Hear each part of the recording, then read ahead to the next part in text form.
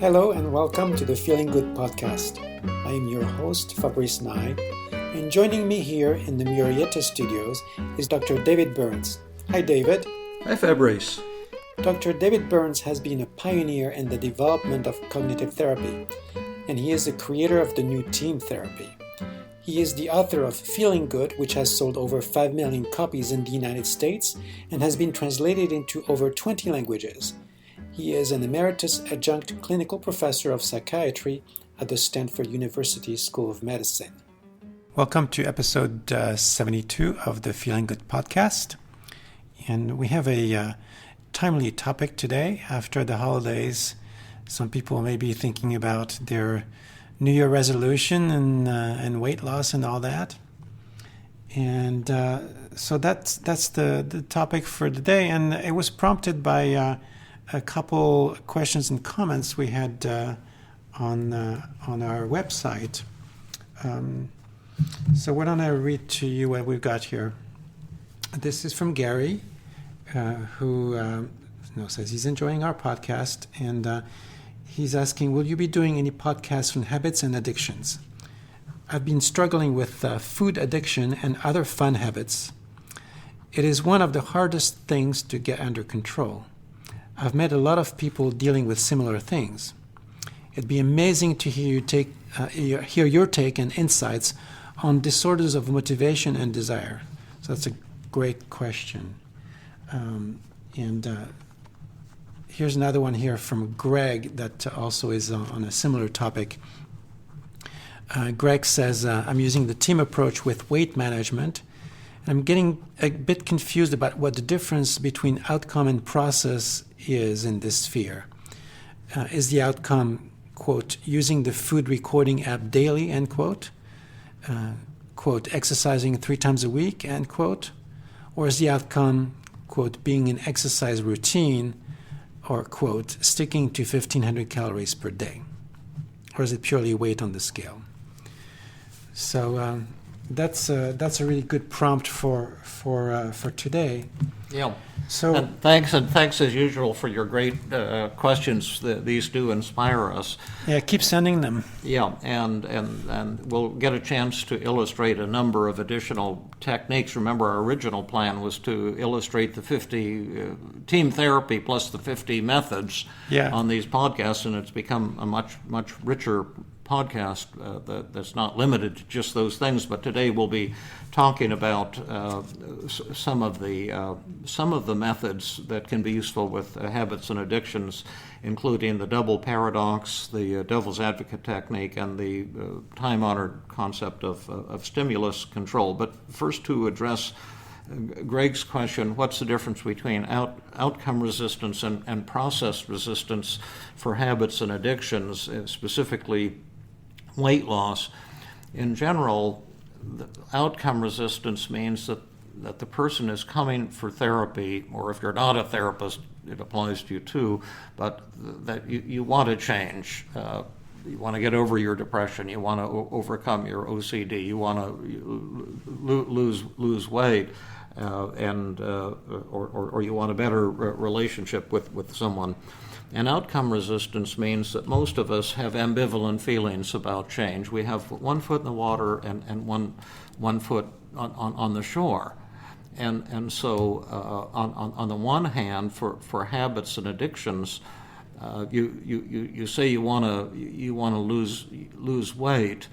And when I give workshops, I often ask the question, how many of you in this workshop would like to lose some weight? And, about 90%. No, 90, but I'd say 60% at least, if the hands go up. And then I say to them, you just made a mistake. It is not true that you want to lose weight. What you want to be is thin and attractive. Right. But there's only 2 things you can do in the United States at this time to lose weight, or anywhere in the world. And what are they? Diet and exercise. Right. And how many people want to diet and exercise? Right. Give me a break. Yeah. Dieting sucks and exercise sucks.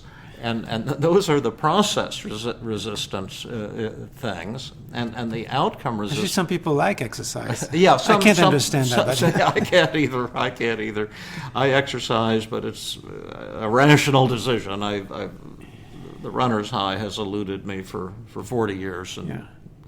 But the outcome resistance means that you're going to have to give up something entirely desirable. Eating is a source of tremendous pleasure and comfort. And now, in modern culture, especially in the United States or places where there's a high standard of living, we have the money available to buy delicious fattening foods, and there's an abundance of delicious fattening foods. You didn't have this epidemic of obesity in the United States 150 years ago. People were slim, and they are in parts of the world that are very poor as well, because you don't have all of that food readily available. So the outcome resistance is giving up a tremendous source of pleasure, whether it's drinking or overeating or whatever your habit and addiction is, and the process resistance is having to do something sucky instead. You give up something wonderful, and then you have to substitute with discipline and deprivation, and that's the two forms of outcome and process resistance for eating disorders. Well, let me push you a little bit on that, because when you look at weight loss as a specific, you have to maintain your, if you're successful at your weight loss, whatever that happens to be, you have to maintain it. So it's not like you go from A to B and then you're done. Right. The process is ongoing forever. Yeah.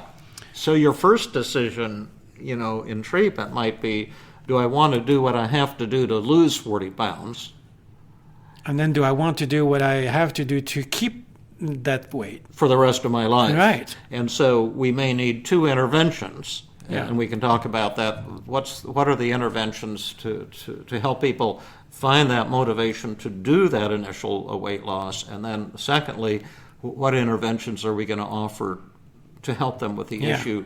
Do I want to maintain this dieting and exercising indefinitely? Yeah, and I tend to think that it's a process resistance in both cases. Yes, and an outcome resistance in both cases.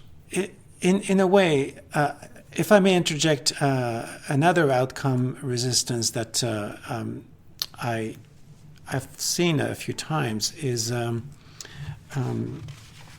sometimes you'll see people, especially women, but it could be both genders, where when someone is overweight and therefore by cultural standards less attractive, they also don't get noticed as much.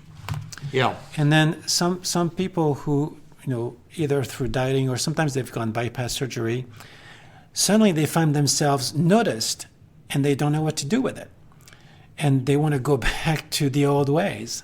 Yes, I agree with you there. I hadn't been thinking along those lines, but I can think of a lot of patients I've had who had the same thing. For example, a patient I've talked about sometimes in my trauma workshop who was massively obese and had been hideously depressed for 40 or 50 years since horrific childhood sexual abuse she endured for years. Yeah. And it turned out that one of her motivations for being depressed and massively overweight, massively obese, was because she was afraid of sex, and she was concerned that if she got over her depression and lost weight, then men would start grabbing her ass, her butt, excuse the language, but that was how she put it, where she worked, and that people would be coming on to her, and this was very, very frightening to her and disturbing and very understandable given the horrific experiences she'd had as a young child. That's the type of thing you're referring to. Yeah, absolutely. Yeah. So that could be a big hurdle. Oh yeah. Yeah. People may want to. Although in her case, once that came to conscious awareness, then we were able to help her overcome her depression in just a matter of 3 or 4 sessions. After 40 years, she'd had a failed therapy and failed medication treatments. So if you learn to address the motivational thing effectively, your therapeutic outcomes will can improve quite dramatically. Should we talk about some of the techniques for weight so loss? let's see how this gets worked out. Well, one of the first techniques is one I've only used about, I would say, maybe 10 times, because it occurred to me spontaneously a few years ago, and it was a twist on the cost-benefit analysis. But I was an evening hike at a workshop where I was going to do an evening presentation, and I had an hour and a half for dinner, and people said, well, can we hike during the dinner break? So I went out hiking with a group of 6 or 8 people, and this young woman asked if I would help her, and we might have mentioned this on a previous podcast, well, so what, we'll repeat it, and could I help her, like, with weight loss? She was, on the overweight side for sure, and so I started out with the advantages side of a cost-benefit analysis, and I said, let's talk about what are the advantages of eating whatever you want, whenever you want. Now, this is the opposite of what most therapists do, which is to kind of help the person. Yeah. They don't go to the paradox. And that doesn't work. In fact, the research shows that pretty much all current treatments for weight loss tend not to be effective in the short term, and especially not in the long term. In fact, I would think it's fair to say that the world literature shows that all treatments for all habits and addictions aren't hardly better than placebo, if at all.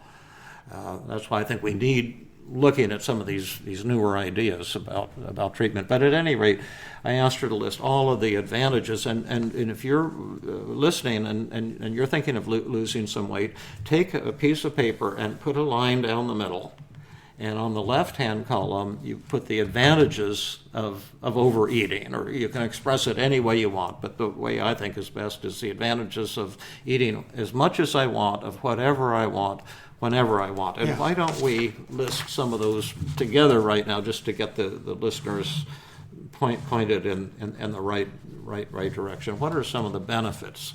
It's pleasurable. Okay. Tastes good. Okay, and now let's write these down. Although on the hike I did it verbally because I didn't have paper and pencil. But number 2, it tastes good. Could we say it tastes great? Tastes great, yeah. Yeah, especially like your favorite food when you're hungry, whether it's pizza or Cinnabons or a certain kind of ice cream or chocolate or whatever. What are some other advantages? It can bring comfort. It brings comfort. It's an easy coping mechanism. Yeah, an easy coping if I'm frustrated or bored or upset. Right. What are some other advantages of eating whatever I want, as much as I want, whenever? We could spend all day on this, but I think that demonstrates. And we plan to. This is going to be a 6-hour podcast. Yes. I'm just kidding. But what are some other benefits? You can share food with people, so it's a social thing also. Oh, yes. You don't have to turn people down when you're at the party. They made something special. Another one that comes to me is that you can show that you're kind of a rebel, that you're not conforming to the rules of society. I eat what I want. Yeah. That you're independent and you're not trying to please other people all the time. So we could add to that, but I think on the hike we came up with 12 or 13. Oh, another thing, I can avoid sex if that's a motivator. I think not many people would actually admit to it, but it might be true. Yeah. Yeah, or maybe you have a partner you're not attracted to, and you feel that's pressure, or maybe like the woman I mentioned, she had sexual trauma. Yeah. And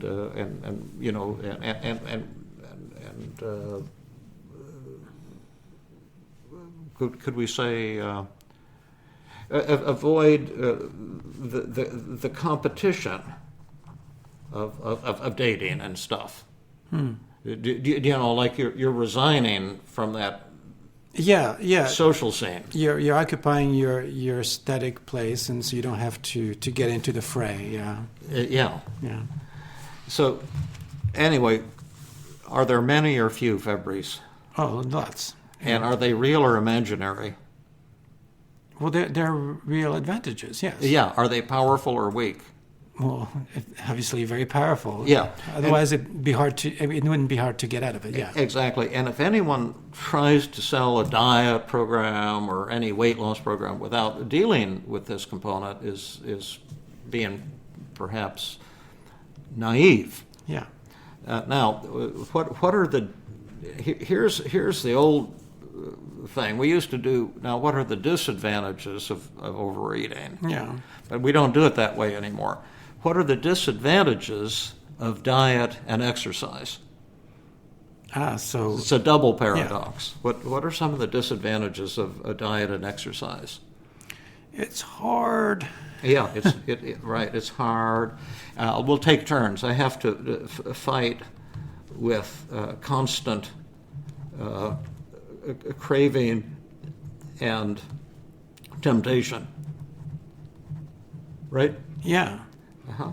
And then I can become asocial because I can't go out to restaurants with friends. Oh yeah, can't go to restaurants with friends.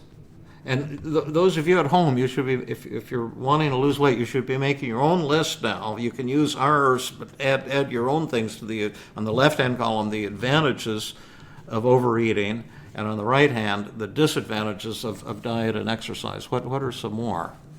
It's your turn. Okay. I'll just, even if I lose weight, I'll gain it later on. Oh yes, it's a hopeless situation. Yeah. If I lose, I'll gain it. What are some other disadvantages? Well, in fact, going back to the outcome and process resistance from earlier, I'm going to have to do this for the rest of my life. Yes. Yes, I'll have a life, and I'll add I'll have a life. I have a life of misery. Yes, a life of misery. A life of misery. What are? Is it my turn or yours? Yeah, your turn. My turn. That exercise sucks. Yeah.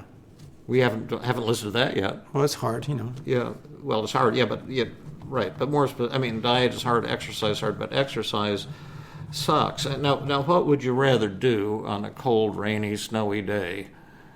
Get out and jog, or watch TV and eat Doritos? Jogging, of course. What a question. Exactly. Exactly. What are other disadvantages of diet and exercise? Well, that I might fail. Yeah, that's a possibility. Yeah. Might fail because I've always failed in the past. Yeah. So it's just like knocking my head against a wall. Yeah. And I don't like to fail, so. Yeah. Right. And then, how about it puts me under a lot of pressure and stress. Yeah. It's accompanied by all kinds of unwanted emotions. Yes. Many unwanted guilt, inferiority, hopelessness. Oh, right. You name it. Right. Right. And then on the advantages of overeating, it's quick treatment for my problems. Yeah. It's easy, effective treatment. Yeah, it's like I said, it was an easy coping mechanism. Yeah, we got that, I guess, already. And there's other, and then if I lose a lot of weight, I might be subjected to uncomfortable social situations. Or is that we have enough? I think we have enough. And you folks can add to this. But the disadvantage then of diet and exercise, it's hard. I'll have to cope with constant craving and temptation, and always saying no, and always being in a state of deprivation, and then I might have to not do certain social things, can't go to a restaurant with friends, or might have to say no when someone cooks something really nice for me, and that could hurt their feelings. And then even if I'll probably fail, I've always failed at weight loss, but even if I succeed, I'll probably just gain it back on later on. And so I'll have to do this for the rest of my life. I'll have a life of misery. And then I'll be having to exercise all the time, and exercise sucks. It's cold out for jogging, and I don't like exercise. I'm overweight. People will see me exercising, and they'll think, "Oh, look at, she's so fat," or "He's so fat." I don't like to use these words, but this is how people think. Yeah. And they'll be mocking me and looking down on me, and then there's a good chance I'll fail. It'll be stressful. I'll be having to cope with many negative emotions, and in general, life sucks. So we have many advantages of overeating. And many disadvantages of dieting and exercise, yeah. And then the way I bring this to closure, it says, well, gosh, given all of those advantages and all of those disadvantages, why in the world would you want to lose weight? It doesn't make sense to me. Yeah. And that's the paradox, and what you've done here as a therapist, but also on a personal level, if you're just doing this for yourself. As a therapist, I've become the voice of the patient's subconscious resistance. My goal is not to help the patient, but to present the resistance to the patient in a kindly way. Yeah. And then let the patient say, what they want to do. You'd think that this would make people more likely to want to overeat and less likely to want to diet. It could have that effect, in which case, then I think I've done my job. The person has said, they get what they want. They're not ready to lose weight, and I say, God bless you. You can. That's fine with me. Yeah. But I've done this about 10 times, I would say, in the last year or two, on hikes, at workshops, working one-on-one with people. Every single time they've suddenly said, "Oh no, I'm ready. I want to get on my diet. I'm ready now." For some reason, when you go the opposite direction of trying to push them to change and show all the reasons not to change, the resistance seems to disappear or greatly diminish. And so that double paradox is the first techniques. Yeah. Now, before we go on to devil's advocate and stimulus control, any comments or questions about this? No, I think this is a good application of the paradoxical agenda setting. I like that you're doing 2 columns on this. Often we just do the advantages, and before going to the disadvantages, we do the paradoxical agenda setting. Right. And I hope you folks did that on paper, because that's a cool thing. Now, let's say that the person that has done this and has decided, in spite of that, I do really want to lose some weight. So the next technique is called the devil's advocate technique, and what you do here is you ask the person. Now let's imagine that you're in a place where you're tempted. Like what is your favorite food, and where are you when you're getting tempted? Like maybe you're in a mall and you smell the Cinnabon, or you're walking past the bakery and you see your favorite glazed donuts there, or you're at home, it's after dinner, and you open the freezer and there's a big container of your favorite kind of ice cream. Or you're somewhere and you see these fabulous chocolates, and it's your favorite kind of mint chocolate or some truffle or something. Right. Yeah. But give a situation, and then we'll do the devil's advocate technique. Well, I think that you just give a really good situation. You're out in the store, and you have all those temptations available to you. Yeah. Okay, great. And by the way, you can use this not just for food. I did this for a colleague recently who had a coffee addiction. Mm-hmm. He would kind of go into Starbucks and be just I guess he was just spending tons of time buying fancy coffees. So let's now talk about what some of the tempting thoughts would be. And again, if you're listening to this and you want to apply it to yourself, then you can write down your own tempting thoughts. But what are you telling yourself when you're tempted to? Well, I'll start it off, and then we'll take turns. Like, how about, those mint truffles look so good. Yeah. How's that? Yeah, sounds good to me. So you write that down. They look so good. Your turn. I'm going to. I can't resist buying them. Yes, I can't. I can't resist buying them. My turn would be buying them and eating them now. Actually, And but I'll just have one little bite. That can't hurt. Oh yeah. Your turn. I've been good all week. Great. I've been good all week. I can I can just have carrots and salad for dinner to make up for it. I'll eat my chocolates now, and Yeah. I'll compensate. Yeah, I'll compensate with more exercise or frugal dinner. Any others you can think of? My boss just criticized me in front of the whole team, and I'm feeling terrible, and I deserve a little treat. Yeah, that's one I was going to give, but that's a good one. I deserve a treat. Well, we got 6. These are probably the main ones. Can you think of any others? I'm sure if we could find some variations on those, but it's a good example to start with. Okay, great. Now, the way you do it, you get together with a colleague or friend, family member, and you have that person play the role of the devil, and their job is to tempt you just seductively as possible, and then your job is to defeat the devil.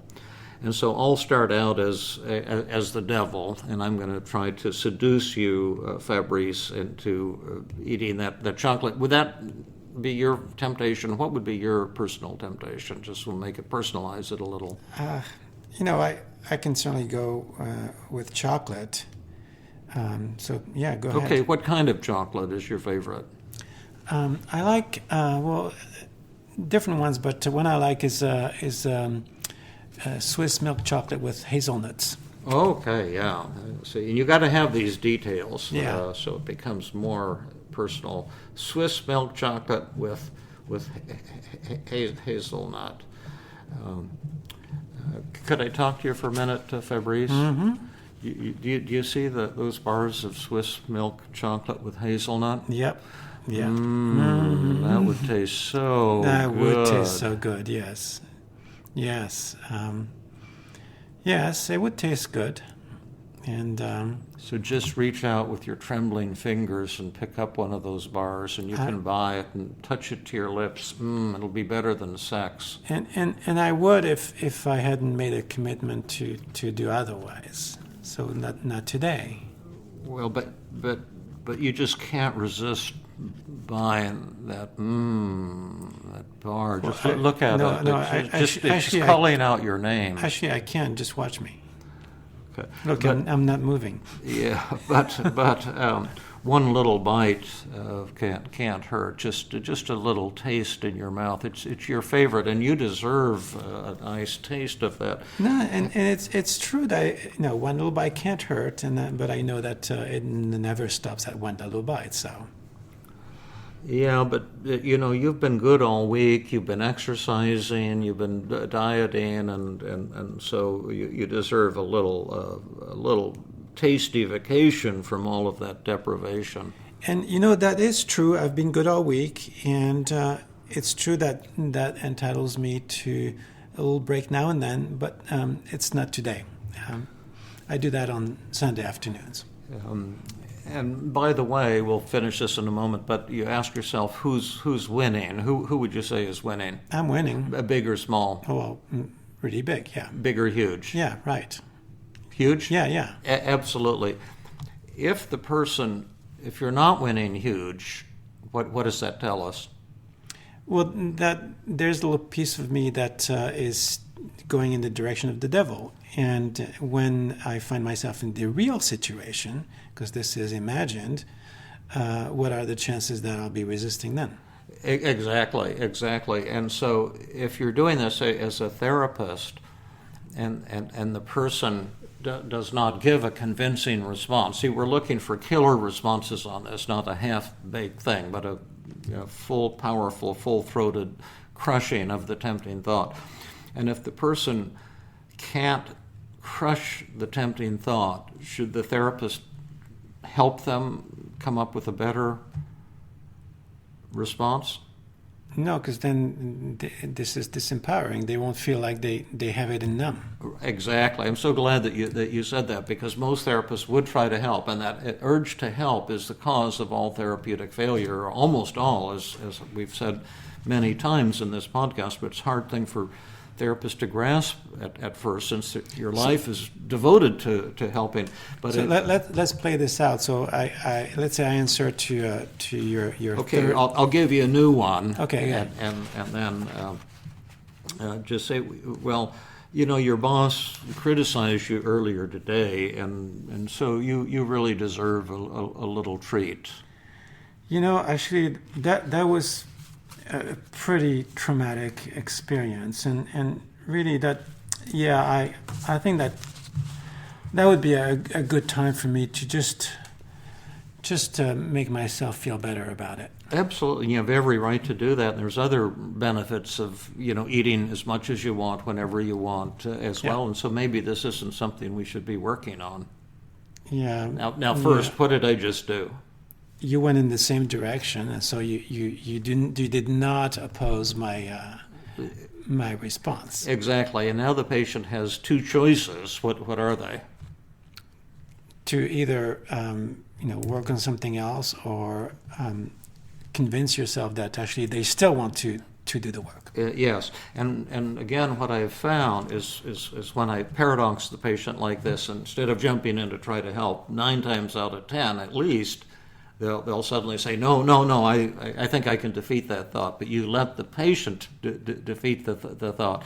But if the patient can't or won't defeat it, then they're saying, I don't wish to resist Swiss milk chocolate with hazelnut. And so then, maybe that's fine with me. And then maybe I can help you with something else. And this requires the therapist to be willing to sit with open hands. And that's one of the philosophical.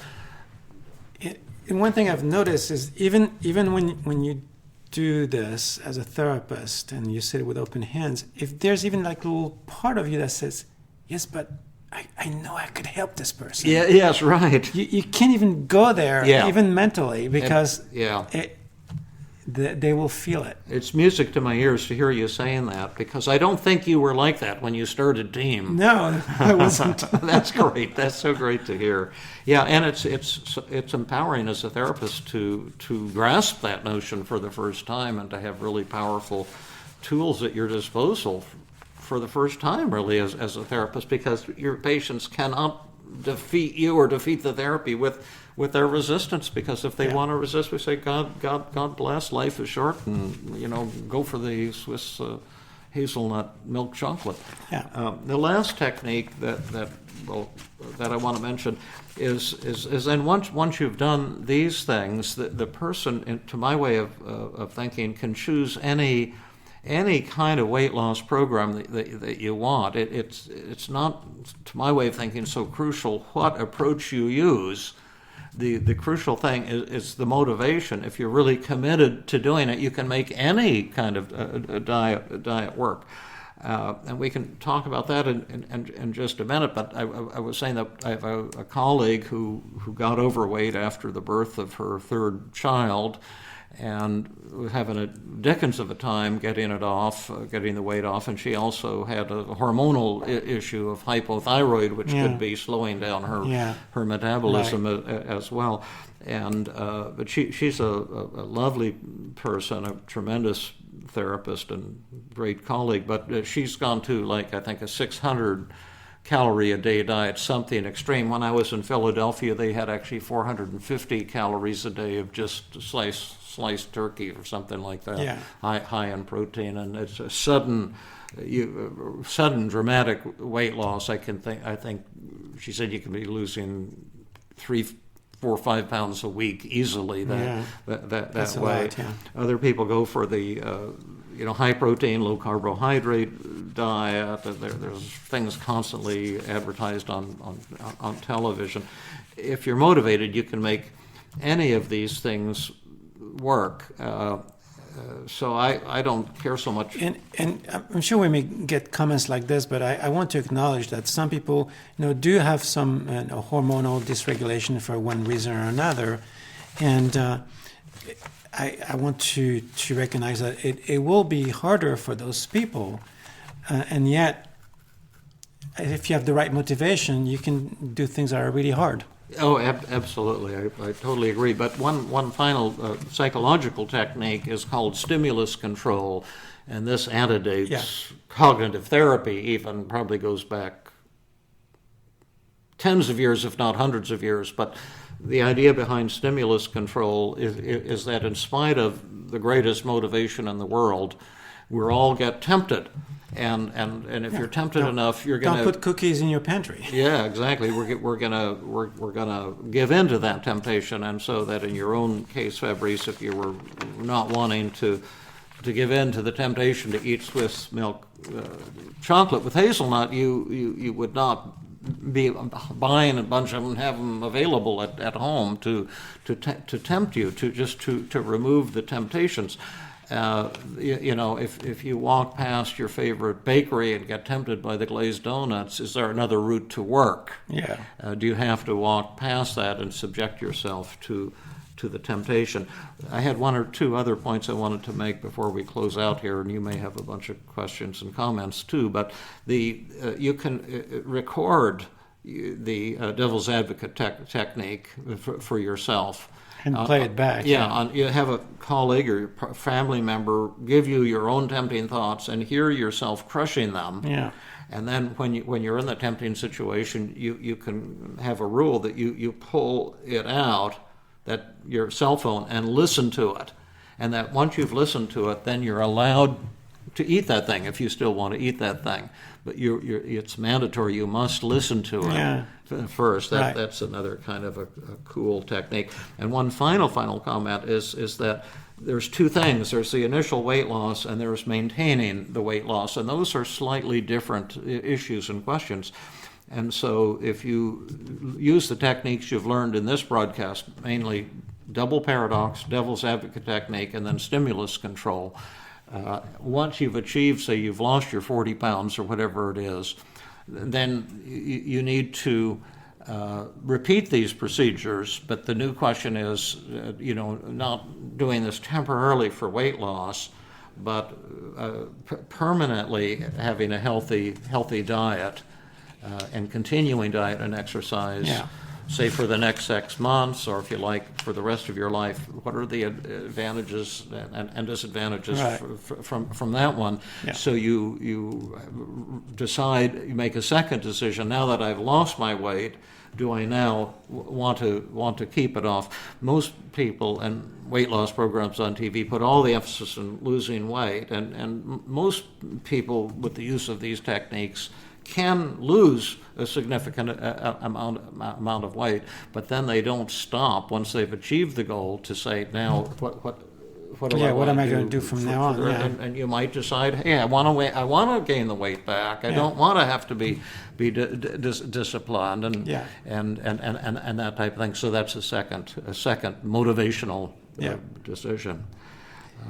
So, do you have any further comments or questions? No, not at the moment. I think that it'll be good in the future to do some more episodes on habits and addiction that are not specific to weight loss. So. Yeah. So Gary and Greg, I hope we've answered Yeah, your excellent hope so, questions. yeah. What's outcome resistance for weight loss? What's process resistance?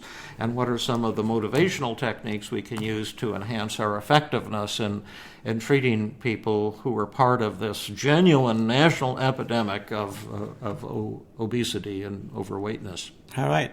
I hope people liked it, and I hope you like them in general, and tell your friends too about these Feeling Good podcasts and my Sunday show, 3 p.m. Pacific time, the Facebook broadcasts. And because we're trying to expand our listenership, our podcast went up last month to 40,000, almost 40,000 downloads. Are these Feeling Good podcasts, and this month, which is December of 2017. But we're recording it in December. So far, it looks like we might be on track for a similar 40,000 downloads, which is just totally thrilling to us. So please give us your support. Tell your friends if they have an interest in mental health topics. Turn them onto my website, www.feelinggood.com, where you can get access to all this material. So here's the number one thing that is most helpful, is to tell people about it so that they get a chance to subscribe. And the second most helpful would be to leave a review on iTunes. Yeah. So thank you, and hope this helps you all with your New Year's resolutions. I hope so too. Yeah. Okay. Bye-bye. Bye-bye. This has been another episode of the Feeling Good podcast. For more information, visit Dr. Burns' website at feelinggood.com, where you will find the show notes for this podcast under the blog page, and where you can leave your comments and questions. The website has an abundance of resources for therapists as well as non-therapists, including books, workshops, a list of online training groups around the world, and much more. Theme music is Gypsy Jazz in Paris, 1935, composed and performed by Brett Van Donsel. I am your host, Fabrice Nye, and I invite you to join us next time for another episode of the Feeling Good podcast.